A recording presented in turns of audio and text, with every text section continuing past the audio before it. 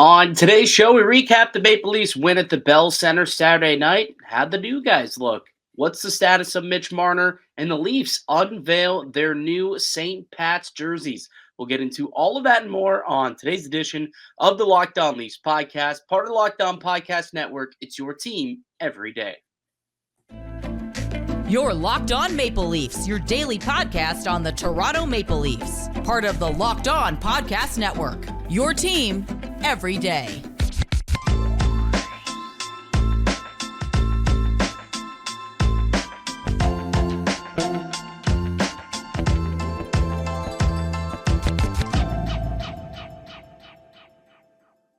Hello and welcome into the Locked On Leafs podcast, a daily Maple Leafs centric podcast hosted by myself, Mike DiStefano, and my co-host, Dave Morassutti. Today's episode is brought to you by Game Time. Download the Game Time app, create an account, and use the code Locked On for $20 off your first purchase.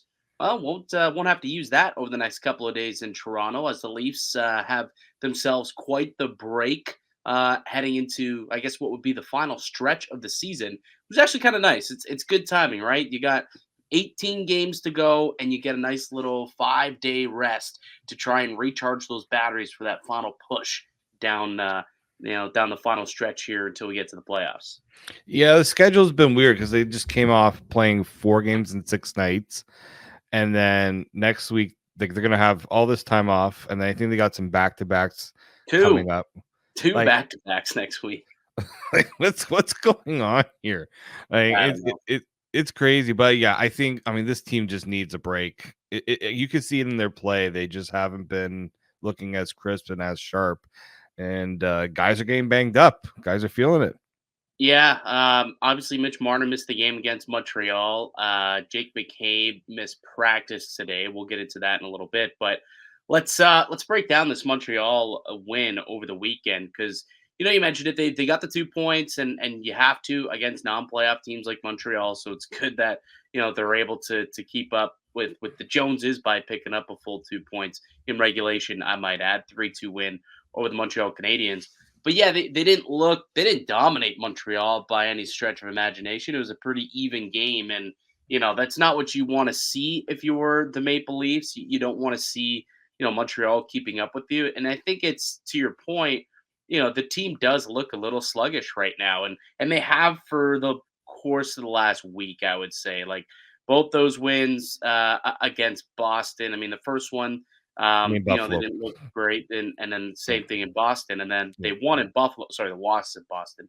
And then even the win in Buffalo, it was a very, very tiring game. Like, just extremely low event and sluggish. And you got a lot of the same here in Montreal. Like, there's some guys who are going, don't get me wrong. Like, Domi was going in the game. I thought he had a pretty good one. He hit the Jets on that goal. Obviously, that was pretty sweet to see. Bobby McMahon ends up, getting his 10th of the year. John Tavares with a goal at 5-on-5 as well. So, you had some guys who were going and hitting the net. But, ultimately, it does look like this team does desperately need a bit of a break right now, and I think it's come at a good time.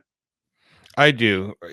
This is I mean, with everything with the trade deadline, I'm sure a lot of guys are kind of feeling uneasy. There's a few players, obviously, that have been talked about of potentially being moved out, and then injuries throw kind of things into flux, right? When guys are having to play outside of what they normally do, lines get juggled, especially like this past weekend.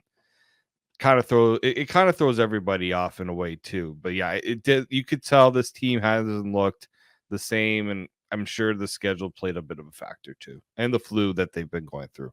Yeah, like just all those factors put together, the mental fatigue of the deadline, you've got the flu that's running through the room, and then obviously when you're playing 4 games in 6 nights, that's gonna be a tiresome matchup. But they got the full 2 points. That's all you can really ask for. And we did get to see the debut of a couple of the new guys, Connor Dewar and Joel Edmundson. Curious to hear your thoughts on what you thought about their debuts on Saturday. Well, I thought, Edmundson brought exactly kind of what I expected, right? Stay at home, steady, although didn't like the fact that he almost scored on his own net. Yes. Like, buddy, I know you used to play for the Canadiens. Let's relax on helping them out a little bit too much there. Dude, let's throw net front on PP2. Nice little tip. Yeah. Hey, just go to the net. Put your stick on the ice, pal. Yeah, good save by Samsonov on that one, I'll say. Very good save. But I thought he was good. I mean, Connor Dewar, I know, like that was a tough one for him in terms of being thrown in right away. You're literally playing the penalty kill right away, and I know that people weren't happy with his effort on that goal, on the power play goal that he allowed. But I thought as the game went on, I saw the things that I think they liked. He's got some decent speed, more speed than I kind of expected. Threw the body a little bit. Yeah. Good, effort hounding down the puck. That did exactly kind of what you want to see. I thought the fourth line looked pretty good, as at times against Montreal. They kept themselves in the offensive zone for shifts, which is what you want to see and what we've been wanting to see from this line. Yeah, I agree with what you said there. Like Edmundson came pretty much. They both came pretty well as advertised. They both were, throwing the body around a little bit. Edmundson was, showing, hey, I can move people out of the front of the net. And Dewar, I thought certainly was a guy who was not afraid to throw the body around, which he did over the course of that game. I think he ended up registering. Just looking it up here, Connor Dewar registered. Only have one hit registered? That's nonsense. I thought I saw him throw at least 3 or 4, I thought. It's the Montreal hit counter. At least finishing checks he was finishing through on checks, in particular, I thought, forechecking. Thought he was a really good forechecker for them too. But what I thought was pretty telling was, both of those guys were on the ice late in the game, killing off that final penalty. Um, in the final 2 minutes. And it whether you can say Keefe trusts them or not yet, I guess is not really fair to say. But Keefe, I guess, gave them the opportunity to see, like, all right, let's see what they can handle late. And obviously they didn't allow that tying goal late in the game. So, mission accomplished from that perspective. So it was actually good to see both those two kind of rise to the occasion late in the game, kill off that last penalty, and preserve the 3-2 lead for the Leafs. So I thought that it was a decent debut. Yeah, Dewar, the one power play goal. I guess you hope that he plays that a little bit better. But again, very new to the team, new systems probably, and it's going to happen from time to time, right? Like if the guy was a perfect player, he probably would be making more than $800,000. But I still think that he could be a helpful piece for this Maple Leafs team moving forward. What else kind of stood out to you, if anything, about the game on Saturday night? Well, Sheldon Keefe brought it up, but the top line, I was not a fan of how they played. I thought, especially Nylander, was not a fan of his effort in this game. I thought Matthews looked sluggish, and at times it looked like he was finding a little bit of his stride, but just not the dominant self. Like he's So we brought this up last week after, I think it was the Buffalo game, whether it was, are we buying into the discourse of him maybe being hurt, or is it just the flu bug that's going around? And we said, oh, maybe it's just, a bug that's happening, and he should be okay, he should be fine to play, moving forward and get back to his dominant self. It's been a couple games since then, and he hasn't done that. Like, at what point are we going to start thinking that there's something going on with Austin Matthews, like maybe some sort of injury of some kind that's kind of dogging him a bit? The thing for me is Matthews hasn't taken any maintenance days. Usually, if he's feeling like banged up in any ways, like Sheldon Keefe will give him a maintenance day from practice, True. right? And we haven't seen that yet. So to me, that's where I'm not on the line that it's an injury. I probably do think it is a bit of an injury bug because a flu bug, because there are a lot like Sheldon Keefe didn't say who it was, but he said a lot of players, right? And so again, yeah, the flu bug, you would hope that after a few days you're kind of able to get over it. So really for me, I want to see how Austin Matthews looks after this time off. Is he back to his normal self, or is there something else that's causing him to have him taking a bit of a step back? It's not like, he's invisible, but he's not what he should be. Yeah, he's got like one goal in 6 or 7 games or something like that. It's you just expect a little bit more out of Matthews, especially what he's been able to do of late. But that overtime winner essentially in Buffalo is the only goal that he's had over the last week and a bit. So we'll see. It's something to monitor. And you bring up a good point about the maintenance days. I wonder if he'll get one either Tuesday or Wednesday leading into this game on Thursday. We know that Jake McCabe was given a maintenance day. Obviously, Marner's not playing, but perhaps Matthews, maybe even Tavares, just to rest those legs, potentially get a day off from skating at some point over the course of this week. Speaking of practice updates, why don't we come back and get into some of those, an update of some kind on Mitch Marner. So we'll get back. We'll talk about that. There's also the St. Pat's jerseys have been revealed. We'll give them a rating from 1 to 10. We'll do all that next on the Locked On Leafs podcast. Today's show is brought to you by Game Time. You shouldn't have to worry when you buy tickets to your next big event. Game Time is the fast and easy way to buy tickets for all these sports, music, comedy, and theater events near you. With killer last-minute deals, all-in prices, views and receipt, and their best price guarantee, Game Time takes the guesswork out of buying tickets.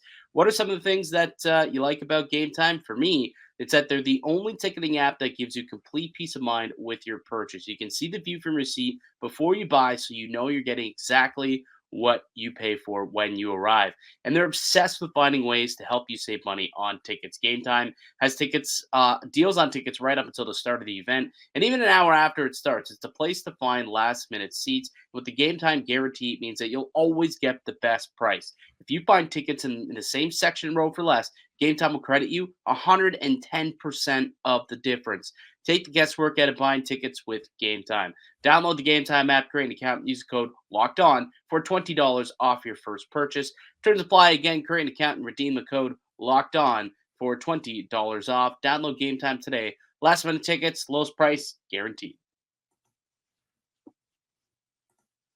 Welcome back into the Locked On at Leafs podcast. It's Mike DiStefano and Dave Morassutti. We are your hosts here at Locked On Leafs, a daily Maple Leaf-centric podcast with new episodes coming out each weekday, Monday through Friday. It's all Leafs all the time here on the Locked On Leafs podcast. And just a reminder that you can subscribe to us wherever you get your pods from, whichever platform you use, and also on YouTube. And our race to 5K subs still ongoing. Need about 250 more subscriptions to get to 5,000. And once we do, we're giving away a Leafs jersey. So you're definitely going to want to be one of the 5,000 subscribers to be a part of that giveaway. All right, Dave. Leafs, since we're doing a bit of a later record, we actually have the pleasure of getting some updates from practice on a Monday, which is, this is sometimes a benefit, actually, to do a bit of a later record. So we've got some updates from practice. Sheldon Keefe has spoken. You already talked about how Jake McCabe was not at practice today, and we later found out that's just a maintenance day for McCabe. And again, like, this is a dude. This is a guy whose body has been on the line really every single game. Like, he's someone who's putting his body on the line. He's taking a beating. His face, his nose just will never, ever heal. So, he gets a nice little maintenance day. And Mitch Marner, who did not play on Saturday, was not at practice today, and afterwards gave us an update from Sheldon Keefe. Dave, do you have the update there? Yeah, Sheldon Keefe basically saying Marner remains day-to-day, is unlikely to play Thursday. So the fact that Keefe is already ready to rule out Marner means that this is something that's going to keep him out. I'd say probably at least another week. This is from that wide open goal that he had that he did not shoot on. Decided to take it around the net, and then took a shot, fanned on it, then got an opportunity, and then kind of fell. Like, this is stemming from that injury, correct? Yeah, that's when it happened. I know it was funny. Nick Kyprios brought this up before, like during trade deadline, like after the trade deadline. He said, yeah, like Mitch hurt. Like, we kind of knew during the game too that he did something because it was mentioned. And Nick Kyprios like, I don't think he's going to play on Saturday. Like, it sounds like it's something that's going to keep him out of the lineup. And I was kind of like, but didn't he finish the game? right? And that's where I was confused. But it sounds like it's something that maybe the team doesn't want him to play through, because there's injuries you can play through. But at this point of the season, don't make Marner play through something that could make it worse as the season goes along. Yeah, that's a good point. So yeah, Marner unlikely to play on Thursday. So the lineup in practice looked relatively the same as it did during Saturday's game, except we saw a familiar face back up with the Leafs at practice today. Nick Robertson was called up on an emergency basis due to this Mitch Marner injury. However, was not in the lineup, which I don't know if I guess I shouldn't be all that surprised, I suppose, but no Nick Robertson maybe on Thursday. So why you call someone up on an emergency basis to not play him, I Yeah. don't really understand that one. But sure, okay, whatever you got to do, Sheldon. Yeah, I don't know if this is a cap thing and how they have to like designate because Marner's injured. I like maybe that's why, but yeah, I don't get it necessarily for like I get what they did say that Robertson was going to come back up. We knew that, but it's also like if you want Robertson to play in the next game, shouldn't you get him working with some sort of line? And also you got to send someone. I mean, they don't have to make the decision now, but they're going to have to send someone down if they want Robertson to play, unless they put Marner on Well, not if IR. he's yeah, which yeah, their conversation. I saw Cap Friendly tweet this out, and they said, in order to make the money work, odds are Mark Giordano will be transferred from IR to LTIR, and that could make the money work to get Robertson up and have him cap compliant. But for right now, he's just here on an emergency basis. I suppose they could send him back down if if they want to, but yeah, it's kind of confusing to be honest with you. I wish we could get more answers on that situation. I guess we'll see. Um, no starter named obviously yet for the game on Thursday, so there's some time to iron that out. But we didn't really talk about Samsonov's performance against Montreal. But I gotta tell you, man, like the guy's starting to string together a run of some really good games here. And it's unfair to look at the last two starts that Joseph Wall had because his last two starts were against Boston, a more superior team. Obviously, it's going to be more challenging. But I don't know about you, Dave, but Samsonov has looked a little bit better, crisper, cleaner over the last maybe 2 weeks than Joseph Wall has since he's returned. Well, yeah, he has. I guess my thing would be that, as you said, like Joseph Woll has played the Bruins, where the Leafs have looked pretty bad. Although Saturday the Leafs did not look very good. They played better against Montreal than they against Boston, but it's not that hard to do that against Montreal, right? But no, I think Samsonov has looked good. He's made those extra saves. He's made that extra effort. My thing is, I mean, when Joseph Woll had that first game back with the Marlies, he was really good. He only allowed one goal on like 36 shots. I mean, again, that's the AHL. You kind of expect Joseph Woll to play well in the AHL, and he hasn't played an NHL game since December. So like I'm willing to give Joseph Woll some time to get back up, but at the same time, you got Ilya Samsonov who's playing well, and you can't deny that. You can't deny that he's, he had a pretty good game against Montreal, and he had a pretty good game against Buffalo. And and then the Ranger game, I didn't think he was bad, but I don't think he was great in that one. Like I thought he did enough to make the team win, right? Got the team to win, and that's what you need. Basically what I think I've liked from Samsonov is we're not talking about him having a bad game. And that's the important thing here, right? He's getting the wins, he's getting the results. That's important. The last two games, he's really saved this team's bacon in a lot of ways. I believe that whoever gets the start on Thursday against Philadelphia will be an indicator on who is leading the race to start game one in the playoffs. Like as an impromptu cosign no sign, what do you think of that take? I want to no sign it because I feel like that's a little too early of a designation. But let me give you my reasoning, okay, and then you tell me if you think it makes sense, right? Like for a while they just been going back and forth, right? For the last 5, 6 games since Wolves come in, they've literally just alternated starts. Now there's a big stretch where they've both had time off and they both are available to play in this game against Philadelphia. And I think whoever you choose to play this game, in my opinion, is probably the one where Keefe is like, I want to get an extra look at this guy, right? Let's see how he looks fresh off of a long stretch off. Let's see what they're all about. I don't know. That's just, it seemed like there was a routine. It made sense. They're going every other game, but now it's a big stretch. So it's like, okay, we're going to go with our best goaltender, who we think is most trustworthy after this stretch when everything's all said and done. And whoever starts Thursday, to me, has the inside track at the starting job. That's where I would rather. That's kind of the wording I would put is like they're more likely in the driver's seat to being that guy. I'm That's just what I not said. Literally exactly what I said. Well, but here's the thing. They are going to be in, but it's again, there's still a lot of time left to kind of. I didn't say this is the game one starter. I know. I said that's who is in the driver's seat. That's quite literally like how I phrased it pretty much. Well, okay, maybe my reasoning too is I don't know if it's also fair to say that one's in the driver's seat or not. I know you got to get there eventually. Okay, Dave, how about this? If game one was a playoff game, right? If this Thursday, okay, let's say if Thursday's game was a playoff game, I'd probably say yes, Samsonov would be the guy. Right. Yeah, because because he's had a lot more time to be game ready and game fresh, and he's looked better than Wall. So I do agree.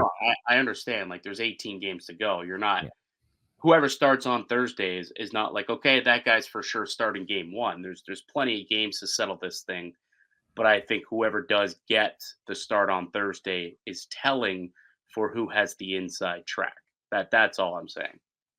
They've got to keep earning it. It doesn't mean that the other guy can't steal it down the stretch, but like that's a little telling as to, maybe who, if we're putting it in percentages, like, all right, what's the odds that this guy starts over that guy?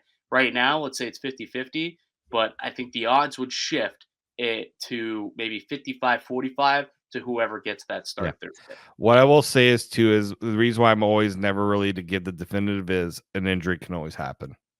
And so what we have, obviously, Dave, I know, like here's the thing, like, there's so many factors, like cosine, no sign, right? This one's definitive.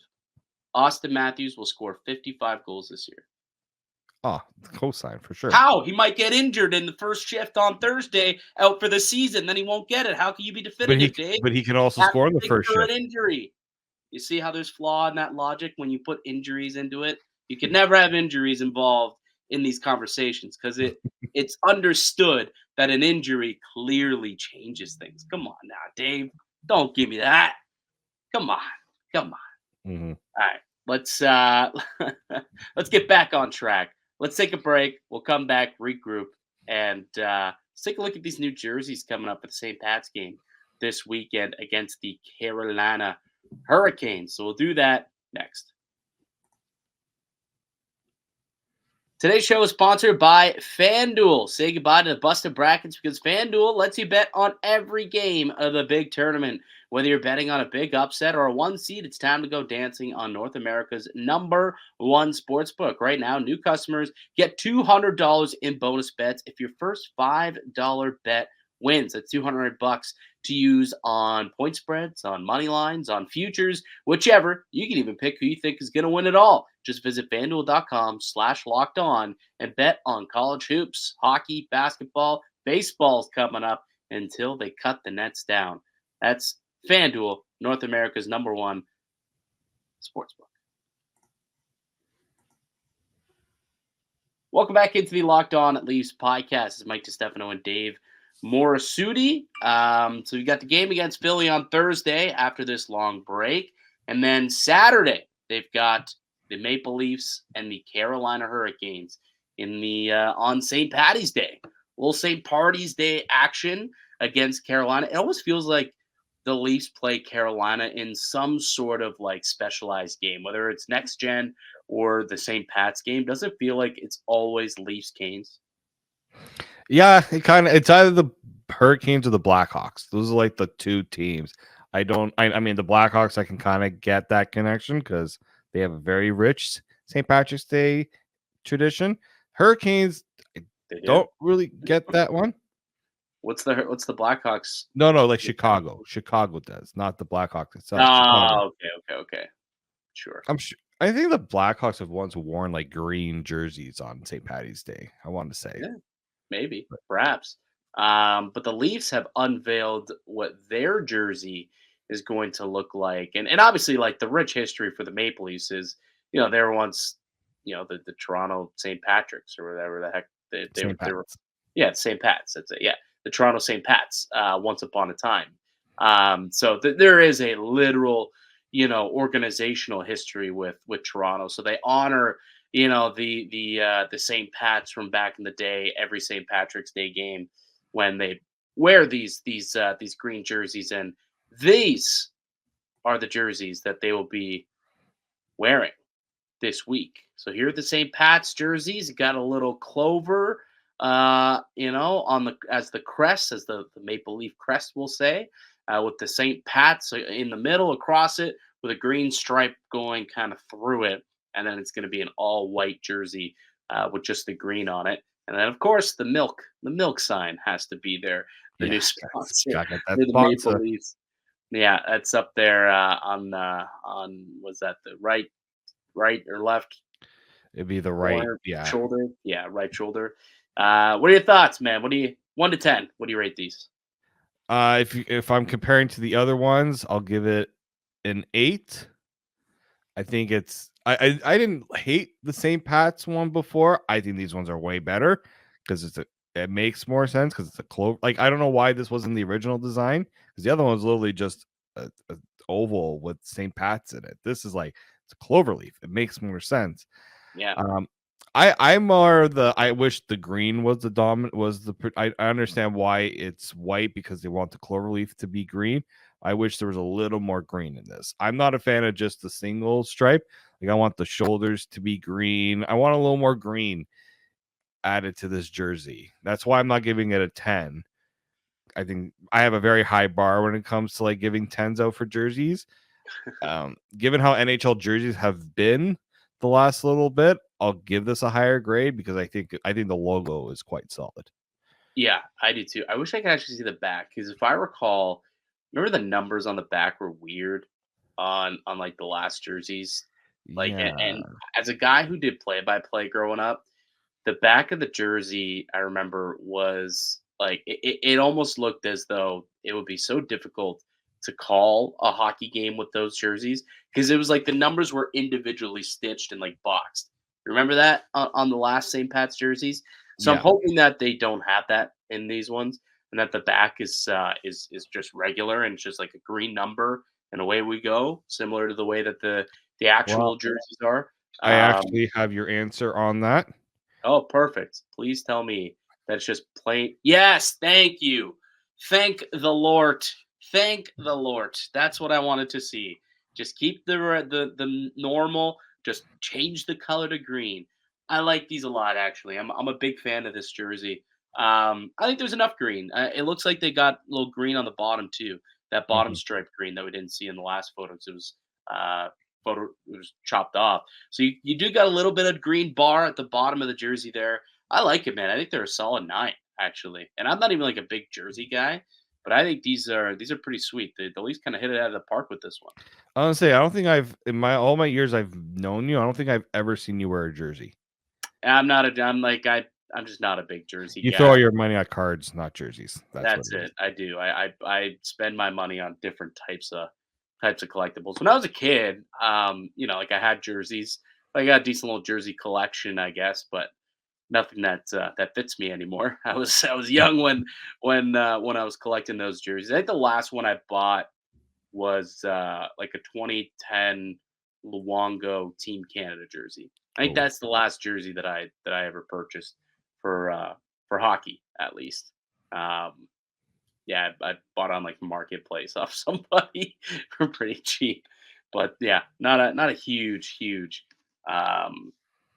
jersey guy. You like to rock a jersey from time to time. Yeah, I mean, Jersey on the what back. kind of gave that away? I got actually 4 jerseys in this room. If you count the Cowboys one, that's now going to be out of date.